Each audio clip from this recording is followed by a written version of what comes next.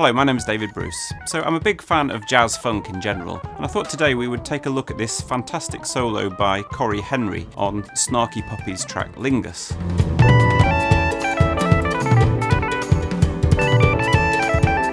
It's really quite a special solo, and judging by the number of attempts at mapping it out online, a lot of people really want to understand what is going on here, whether it's those crazy sliding chromatic chords in the opening, or just the wild frenzy of the climax.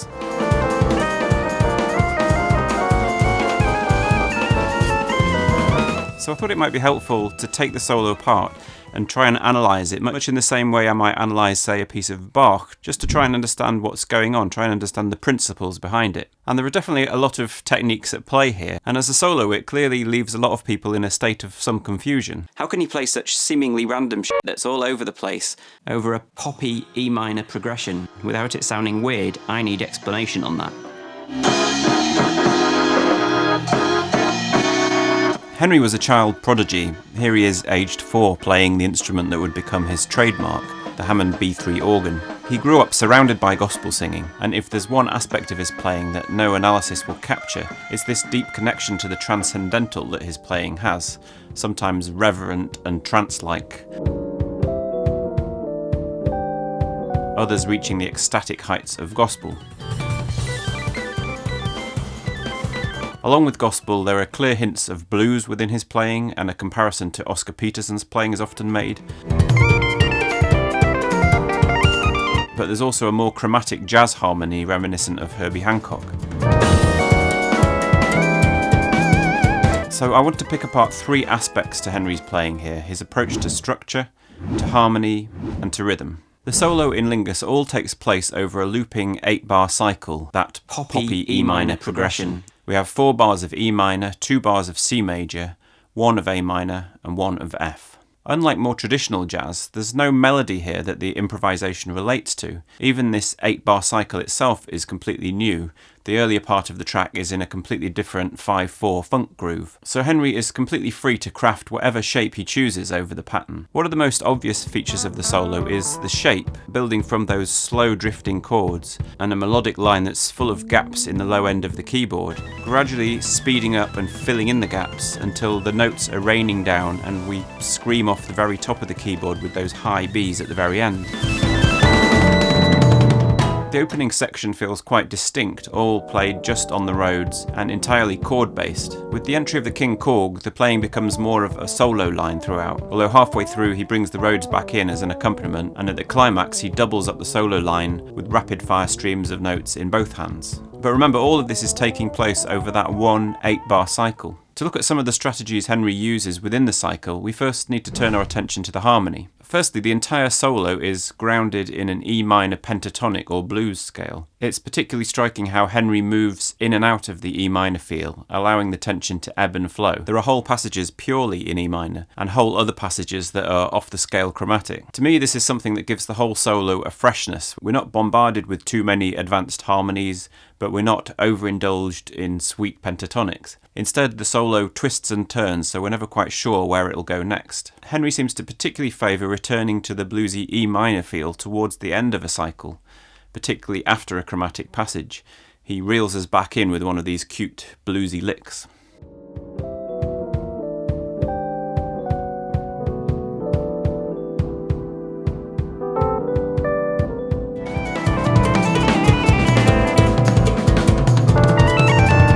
But the fact that the cycle ends with this F major to E progression means there's a phrygian feel to it, and specifically a phrygian major or phrygian dominant scale.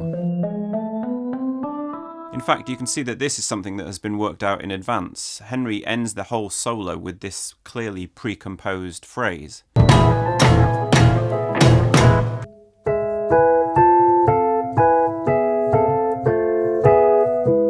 And there are a number of examples relating to that Phrygian mode feel throughout the solo.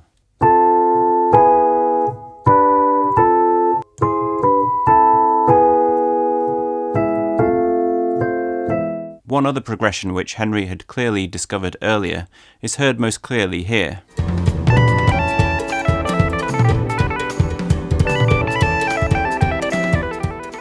So this really is a way of filling out the 4 bars of E. It's moving from the major 6, the C sharp here in an A major chord, down to the minor 6, the C natural in an A minor, and then to the B here as part of an E7 chord. And the influence of that chord pattern is heard throughout the solo line. So at the start, even though we're mainly in E minor, we get that C sharp poking through several times.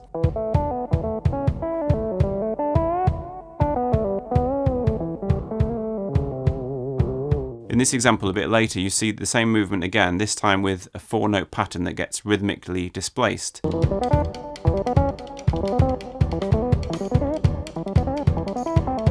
So those are some of the background progressions that Henry plays with throughout the solo. But let's look now in more detail at the other harmonic techniques. Certainly one of the most puzzling parts of the solo in terms of harmony is the opening with those crazy drifting chords, which seem at times to bear little connection to that 8-bar chord cycle below. The first thing to notice is that the vast majority of chords in this passage have more than one note that moves chromatically to the next chord. In this diagram, yellow notes show when there's 2 chromatic notes moving, orange when there's 3, and red when there's 4. So the general feeling here is a kind of chromatic sliding harmony. And this kind of chromatic movement works particularly well when you're using what you call symmetrical chords, which are just chords with the same interval stacked on top of itself. So it might be minor thirds to make diminished chords, or major thirds to make augmented triads, or perfect fourths to make quartal harmony. This is one trick I learned in my very short career as a jazz pianist, that sliding around chromatically on chords built of fourths sounds pretty good wherever you end up.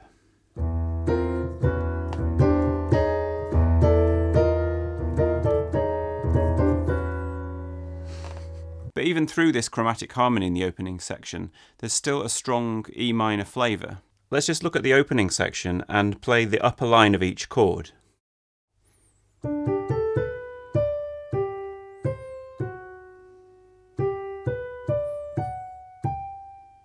You can see it's all in E minor. This simple line then is filled out with various jazz-flavoured chromatic chords below.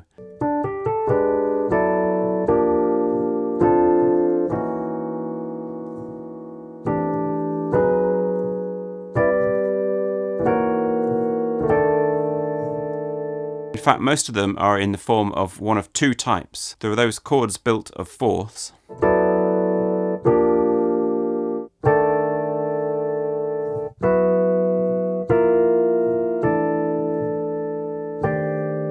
and the second chord type is the dominant 7th with a sharp 9, which has that distinctive clashing major 7th. So here you can see it in the very opening chord of the solo. The bass is E, and above it we have both the major 3rd G sharp and also the sharp 9 G natural.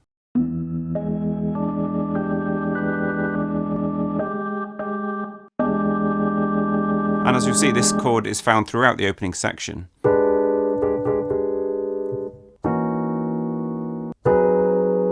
And also at places through the rest of the solo.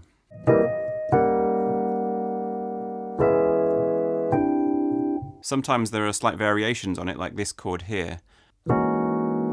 This chord has a C in the bass, so we have a 3rd, a 7th, a flat 9 as well as a sharp 9, and a flat 5 with the F sharp there. But still, in essence, it's the same kind of chord. Next, I want to look at what's known as block chord technique. Block chords are a jazz piano technique from the likes of George Shearing. And part of the block chord technique is what's sometimes known as locked hands. So the melody is played by both hands an octave apart, and the tune is harmonised by notes in between, closely packed within the octave space. One of the most common types, pioneered by Barry Harris, is based on a scale which could be just a C major scale with an extra A flat, sometimes known as the bebop major scale. So if you pick alternating notes of that scale, you get first C6 chords, or diminished 7th chords. And it alternates between those 2 chords all the way up the scale.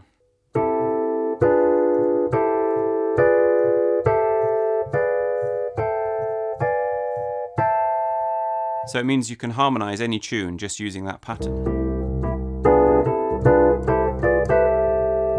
And there are a number of similar scales, for example, based on the minor scale.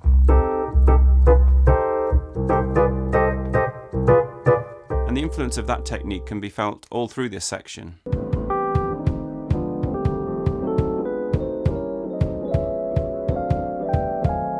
We'll also see these returning later in the solo, for example this whole section that's moving in parallel chords.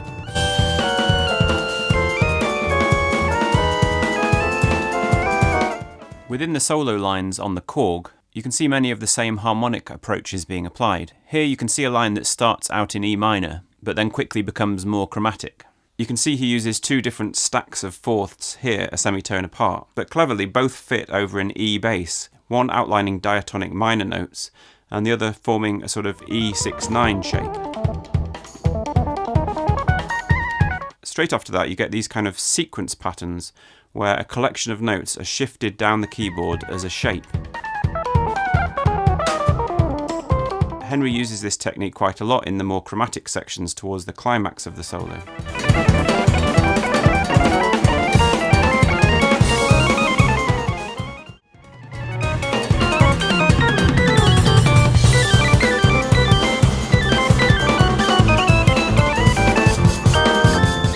In fact, this way of chromatically shifting an idea was satirised by June Lee, who does all those amazing transcriptions of Jacob Collier's music.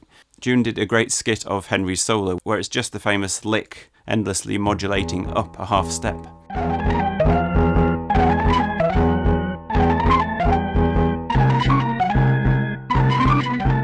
Finally, let's look at the rhythm. And the aspect I particularly want to look at is Henry's way of repeating a phrase in counterpoint to the beat. You get a fairly simple example here, starting out regularly with quarter note gaps. Notice how he throws in a couple of eighth note gaps to throw the pattern off the beat.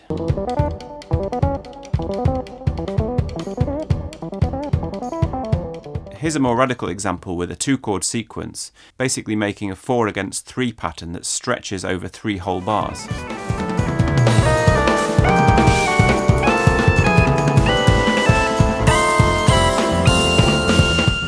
Taken as a whole, a solo like this can seem almost intimidating when you first hear it. How on earth could somebody navigate such complexities and still find the right complex chords that change so quickly? My sense is that the solo is a result of many performances and playthroughs, so that Henry doesn't just have his usual jazz harmony strategies up his sleeve, he also has a really solid sense of the progression and the kinds of things that will work at different points along the way. He's clearly found, for example, that rounding out the 8-bar pattern with a cute bluesy lick in E minor works really well. And also that C-sharp C natural movement works well on the opening E section. He also seems to have formulated the idea of moving back and to from E minor bluesy feel to a more chromatic kind of harmony, and increasing the sense of cross rhythm and sequences as the solo progresses. I'll end with a quote from the YouTube commentator CP25, who summed things up pretty well in a comment on one video. I went to one of Cory Henry's masterclasses in London about 6 months ago, and he said that when he's performing, he tries not to think about anything at all, and when he's practicing, he tries to think intensely about what he's doing. So it seems to me the best way to get something out of this transcription is, rather than looking for some grand harmonic concept, just look at the different chords and how individual little phrases fit together, and just try to analyse those on their own terms. There's loads of really interesting stuff in there, from quartal voicings to lush gospel chords to Barry Harris-esque block chords. It's really just a culmination of really cool stuff that he's checked out. I just wanted to thank David Rogers for giving me permission to use his fantastic transcription of the solo in this video. I'll link in the description where you can buy that. And David also asked me to mention his Instagram, dr4j, where he posts weekly transcriptions and analysis. Do let me know in the comments if there are other mind-bending solos you'd like me to have a look at. Thank you so much for watching. Thank you to my patrons on Patreon for supporting the channel, and I'll see you next time. What's your name? Cory Henry. And how old are you? 4. What do you want to be when you get big? I'm gonna eat my food. You want to eat your food when you get big?